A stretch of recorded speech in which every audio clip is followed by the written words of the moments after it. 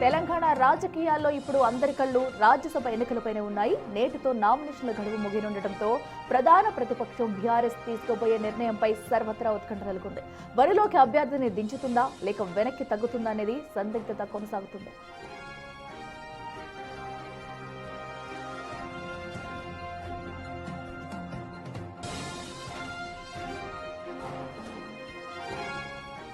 కాగా ఇటీవల farm house వేదికగా గులాబీ బాస్ కేసీఆర్ తో కేటీఆర్ సుదీర్ఘంగా చర్చలు జరిపారు. అయితే అభ్యర్థి ఎవరనేది మాత్రం ఇప్పటికీ అత్యంత గోప్యంగా ఉంచారు. కాంగ్రెస్ నుంచి 2 అభ్యర్థులు ఇప్పటికే ఖరారు కాగా 3వ అభ్యర్థిగా బీఆర్ఎస్ ఎవరినైనా నిలబెడితే ఎన్నిక అనివార్యం కానుంది.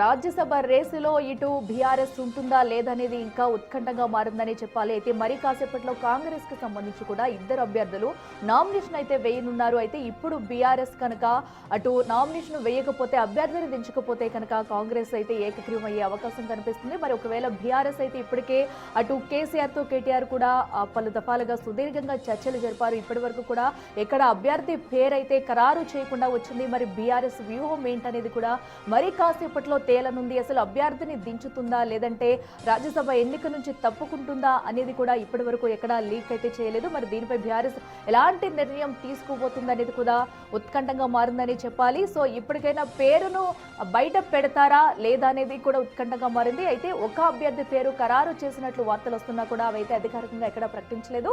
ఇక మరింత సమాచారం మా ప్రతినిధి విజయ్ లైవ్ లో అందిస్తారు. విజయ్ చెప్పండి. సో రాజ్యసభ రేసులో బీఆర్ఎస్ ఉంటుందా లేదా అనే దానికి ఇంకా ఉత్కంఠ కొనసాగుతుందని చెప్పాలి. సో అసలు అభ్యర్థిని దించుతుందా లేదా ఈ రోజుది ఈ ట్విస్ట్ కి అయితే వారి నుంచి ఆన్సర్ వచ్చే అవకాశం ఉందనుకోవచ్చా? ఎసకిల తెలంగాణలో రాజ్యసభ సీట్ల ఎన్నికల వేళ రాజకీయం మొత్తం కూడా రసవత్తరంగా సాగుతుందనే చెప్పాలి.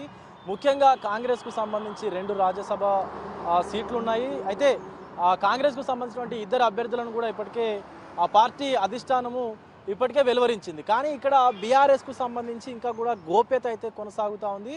సో ప్రధానంగా చూసుకున్నట్లయితే బీఆర్ఎస్కు తగినటువంటి ఎమ్మెల్యేలు లేకపోవడము, ఆల్రెడీ పార్టీ ఫిరాయించినటువంటి ఎమ్మెల్యేలు మాత్రం తాము ఇంకా బీఆర్ఎస్ పార్టీలోనే ఉన్నామని చెప్పుకుంటా ఉన్నారు. కానీ వాళ్ళు ఓటు వేస్తారా లేదా, ఒకవేళ బీఆర్ఎస్ అభ్యర్థిని ప్రకటిస్తే వాళ్ళు ఓటు వేస్తారా లేదా అనేటువంటిది ఒక అనుమానం అయితే ఉంది. ఇక క్రాస్ ఓటింగ్ జరిగితే గనక ఒకవేళ ఇప్పటి వరకు తీసుకున్నదంతా కూడా నిర్ణయాలన్నీ కూడా బెడిసికొట్టేటువంటి అవకాశం ఉంది. క్రాస్ ఓటింగ్ జరిగితే కనుక ఖచ్చితంగా పార్టీ మరింత ఇబ్బందుల్లో పడేటువంటి అవకాశం ఉంది. కాబట్టి సో ఖచ్చితంగా పోటీ చేయకపోవడమే బెటర్ అని చెప్పేసి అయితే అనుకున్నట్టుగా తెలుస్తూ ఉంది. అయితే ఇదే సమయంలో ప్రధాన ప్రతిపక్షమైనటువంటి ఇప్పుడు ఈ బీఆర్ఎస్ వ్యూహాత్మక అడుగులన్నీ కూడా హాట్ టాపిక్గా అయితే మారుతున్నాయని చెప్పాలి. సో రాజ్యసభ సీటుకు కావాల్సినటువంటి బలం లేకపోయినా కూడా కొత్త ప్లాను ఏదైతే చేస్తూ ఉన్నారో ఈ పార్టీకి సంబంధించి గెలుపోటముల మాట ఏదైతే ఉందో దాన్ని పక్కన పెట్టి చూస్తే అసలు ఇప్పటి వరకు కూడా ఎక్స్పెరిమెంట్గా ఆ కారు పార్టీ చూస్తున్నట్టుగా అయితే తెలుస్తూ ఉంది. ఎందుకంటే ఇప్పటికే ఎంఐఎంకు సంబంధించినటువంటి ఎమ్మెల్యేలు ఎవరైతే ఉన్నారో వాళ్ళందరూ కూడా కాంగ్రెస్ పార్టీకి కొంత విముఖంగా ఉన్నటువంటి పరిస్థితి కనిపిస్తూ ఉంది. కాబట్టి ఎంఐఎంకు కాంగ్రెస్కు మధ్య పెరిగినటువంటి గ్యాప్ ఏదైతే ఉందో ఆ గ్యాప్ని బీఆర్ఎస్ వాడుకోవాలని చూస్తూ ఉంది. ఆ 9 మంది ఎమ్మెల్యేలు కనుక ఖచ్చితంగా మద్దతు ఇస్తే ఇటు బీఆర్ఎస్ రాజ్యసభ ఎన్నికల్లో పోటీ చేసేటువంటి అవకాశం ఉంది అంటూ కూడా కొంతవరకు వార్తలు వస్తూ ఉన్నాయి. కానీ ఆ బీఆర్ఎస్ ఎంఐఎంకు సంబంధించినటువంటి వాళ్ళు పార్టీకి సపోర్ట్ చేసినా, బీఆర్ఎస్ పార్టీకి సపోర్ట్ చేసినా కూడా ఖచ్చితంగా ఇటు బీఆర్ఎస్కి అయితే తగినటువంటి ఎమ్మెల్యే సీట్లు లేవు కాబట్టి, వాళ్ళ మద్దతు లేదు కాబట్టి ఇటు గెలిచేటువంటి అవకాశం కూడా లేనట్టుగా అయితే తెలుస్తుంది. ఎందుకంటే సుమారుగా ఒక రాజ్యసభ సీటు గెలుచుకునేందుకు ఎమ్మెల్యేల సంఖ్య ఆధారంగా అయితే సుమారుగా 41 మంది మద్దతు కావాలి. ఈ లెక్కన కాంగ్రెస్ పార్టీకి సొంతంగా 82 మంది అభ్యర్థులు ఉంటే బీఆర్ఎస్కు మాత్రం అంత తగినంత మంది లేరు. ఎందుకంటే 27 మందే ఉన్నారు. ఇదివరకే గెలిచినటువంటి సీట్లు 37 కాగా అందులో 10 మంది పార్టీ ఫిరాయించి బయటికి వెళ్ళిపోయినటువంటి పరిస్థితి ఉంది. కాబట్టి బట్ వాళ్ళు మేము ఇంకా పార్టీలోనే ఉన్నాము అంటూ టెక్నికల్గా చెప్పుకుంటా ఉన్నారు. కానీ ఇప్పుడు ఓటింగ్కి వచ్చేటువంటి ధైర్యం అంటే ఒకవేళ ఓటు వేసేటువంటి పరిస్థితులు కానీ అలాంటి ప్రభావం అయితే బీఆర్ఎస్కు లేనట్లుగా అయితే స్పష్టంగా కనిపిస్తూ ఉంది. కాబట్టి ఖచ్చితంగా ఇప్పుడు బీఆర్ఎస్ రాజ్యసభ ఎన్నికకు దూరంగా ఉండేటువంటి అవకాశం కనిపిస్తుంది. మరొక పక్క ఇదే అంశానికి సంబంధించి ఇటీవల మొన్న KTR party working president KTR కూడా పార్టీ అధినేత కేసీఆర్ని కలిసి ఈ యొక్క సందర్భం పైన రాజకీయ విశ్లేషకులు దీనిపైన మొత్తం అంతా కూడా విశ్లేషణ అయితే జరిపినట్టుగా కూడా మనకి స్పష్టమవుతా ఉంది. సో ఖచ్చితంగా రాజ్యసభ ఎన్నికలకు బీఆర్ఎస్ దూరంగా ఉండేటువంటి అవకాశమే మెజారిటీగా అయితే కనిపిస్తూ ఉంది.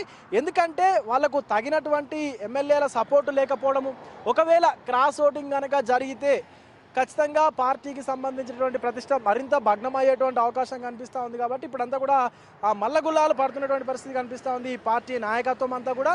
ఎందుకంటే పార్టీ ఓటమి పాలు అవ్వడం కంటే, పోటీ చేసి ఓటమి పాలు అవ్వడం కంటే దూరంగా ఉండడమే బెటర్ అని చెప్పేసి కూడా గమనిస్తున్నటువంటి పరిస్థితి కనిపిస్తుంది. ఎందుకంటే మనం తాజాగా మున్సిపల్ ఎన్నికలు చూసాము, అంతకుముందు సాధారణ అసెంబ్లీ ఎన్నికల్లో చూసాము, ఇక ఎంపీ ఎలక్షన్స్ అయితే ఒక్క సీటు కూడా గెలుచుకున్నటువంటి పరిస్థితులు ఉన్నాయి. సో మరి అదే తరహాలో ఇప్పుడు పార్టీకి సంబంధించి ఇబ్బందులు ఎదురయ్యేటువంటి అవకాశం ఉంది. కాబట్టి సో దూరంగా ఉంటారా, పోటీ చేస్తారంటే మాత్రం ఖచ్చితంగా పోటీ చెయ్యరు అనేటువంటి మాటే వినపడుతుంది. ఎందుకంటే కాంగ్రెస్కి సంబంధించి ఇద్దరు అభ్యర్థులను ఆల్రెడీ అనౌన్స్ చేశారు. ఈరోజు నామినేషన్ దాఖలు చేయాల్సి ఉంది, కానీ ఇంతవరకు ఎవరి పేరు బయట పెట్టలేదు, కనీసం పోటీ చేస్తున్నటువంటి వార్తలు కూడా లేవు. సో ఇప్పుడు కాంగ్రెస్ నుంచి ఇద్దరు అభ్యర్థుల్ని పోటీలో ఉంచారు. కాబట్టి బీఆర్ఎస్ పోటీని ఇవ్వకుంటే ఖచ్చితంగా ఏకగ్రీవంగా అయితే వాళ్ళు ఎన్నుకోబడతారు. అంటే యునానిమస్గా ఎన్నిక లేకుండానే సో ఎన్నుకునేటువంటి అవకాశం కూడా కనిపిస్తుంది. ఒకవేళ బీఆర్ఎస్ పోటీలో కనుక దిగితే సో ఈ ఎన్నిక కొంత రసవత్తరంగా మారేటువంటి అవకాశం కనిపిస్తుంది. ఎందుకంటే అటు ఎంఐఎం ఎమ్మెల్యేలు కావచ్చు, లేకపోతే ఇంకా బీజేపీ ఎమ్మెల్యేలు అయితే కనీసం వాళ్ళు మద్దతు ఇచ్చేటువంటి అవకాశం కూడా లేదు. సో అటు 8 మంది, ఇటు 9 మంది, మొత్తం 17 మంది, వీళ్ళు 27 మంది. సో వీళ్ళందరూ కలిసి కూడా బీఆర్ఎస్కి సపోర్ట్ చేస్తారా లేదనేటువంటి అనుమానాలు ఉన్నాయి. కాబట్టి సో పోటీ చేయకపోవడమే మంచి ఒక పరిణామంగా అయితే వాళ్ళు చూస్తున్నట్లయితే మనకు కొంత స్పష్టమవుతా ఉంది అఖిల. ఎస్ విజయ్, ఇప్పటికే చూసుకున్నట్టయితే సో బీఆర్ఎస్కి అయితే సరిపడా మద్దతు లేదు కాబట్టి వెనకడుగు వేస్తుందని అనుకోవచ్చా మీరు చెప్పినట్టుగా? లేదంటే కాంగ్రెస్ అభ్యర్థులు పేర్లు ప్రకటించిన తర్వాత అభ్యర్థిని ప్రకటిస్తామనేది వేచి చూస్తుంది అనుకోవచ్చా? సో ఇప్పుడు ఈ రోజు అట్లీస్ట్ దీనిపై స్పందించే అవకాశం ఉంటుందా? ఈ రోజు సాయంత్రం వరకు దీనిపైన ఒక స్పష్టత అయితే వచ్చేటువంటి అవకాశం కనిపిస్తూ ఉంది అఖిల. ఎందుకంటే ఈరోజు నామినేషన్ కూడా దాఖలు చేయాల్సినటువంటి పరిస్థితులు ఉన్నాయి. ఈరోజు మాత్రమే ఇది లాస్ట్ డేట్ కాబట్టి ఖచ్చితంగా కాంగ్రెస్ పార్టీకి సంబంధించి ఆల్రెడీ ఇప్పటికే సీఎంకి సలహాదారుడిగా ఉన్నటువంటి వేం నరేందర్ రెడ్డి, అలాగే సో మరొక అభ్యర్థిని కూడా కాంగ్రెస్ పార్టీ అనౌన్స్ చేసింది. కానీ ఇక్కడ బీఆర్ఎస్ పార్టీ తాము పోటీ చేస్తున్నట్లుగా కానీ, లేకపోతే తమ అభ్యర్థి ఫలానా వ్యక్తి అని చెప్పి కానీ ఎక్కడ కూడా ప్రకటన అయితే చేయలేదు. సో దాన్ని బట్టి చూస్తే ఇప్పటి వరకు ఒక గోప్యత అయితే బీఆర్ఎస్ పార్టీ గోప్యంగా ఉంచేటువంటి ఆ సందర్భం అయితే తీసుకొచ్చింది. కానీ ఇప్పుడు ఎటకేలకు ఖచ్చితంగా ఈరోజు తేలిపోయేటువంటి అవకాశం కనిపిస్తూ పోటీ చేస్తారా లేదా అనేది. ఎందుకంటే ఈ రోజుతో నామినేషన్ దాఖలు చేసేటువంటి తేదీ కూడా సమయం కూడా అయిపోతుంది. కాబట్టి సో ఖచ్చితంగా మధ్యాహ్నం 2 గంటల నుంచి 3 గంటల సమయం వరకు కూడా ఒక క్లారిటీ వచ్చేటువంటి అవకాశం అయితే కనిపిస్తుంది. చాలా వరకు కూడా పార్టీ వర్గాలు కూడా ఈ రాజ్యసభ ఎన్నికల పోటీలో లేకుండా ఉంటేనే బాగుంటుంది అంటూ కూడా ముఖ్య నాయకులు కూడా మాట్లాడుకుంటా ఉన్నారు. ఎందుకంటే పోటీ చేసి ఓడిపోయే కంటే పోటీ చేయకుండా ఆగిపోవడమే ఉత్తమం అంటూ కూడా వారి ఆలోచన ఉన్నట్టుగా తెలుస్తూ ఉంది. సో గత ఎన్నికల ప్రభావం కూడా దీనిపైన పడేటువంటి అవకాశం ఉంది. కాబట్టి సో రానున్నటువంటి ఏదైతే జిహెచ్ఎంసీ ఎన్నికలు వస్తూ ఉన్నాయో ముందు రోజుల్లో ఆ జిహెచ్ఎంసీ ఎన్నికల్లోనూ, అలాగే జెడ్పీటీసీ ఎంపీటీసీ ఎన్నికల్లోనూ కూడా చూసుకుందాం. కానీ ఇప్పుడు మాత్రం మనకు ఆల్రెడీ సంఖ్యాబలం కూడా తక్కువ ఉంది. కాబట్టి పోటీ చేయకపోవడమే ఉత్తమం అనుకున్నట్టుగా కూడా బీఆర్ఎస్ పార్టీ వర్గాల్లో అయితే కొంత చర్చలు అయితే నడుస్తూ ఉన్నాయి Akhila. Right Vijay, thank you.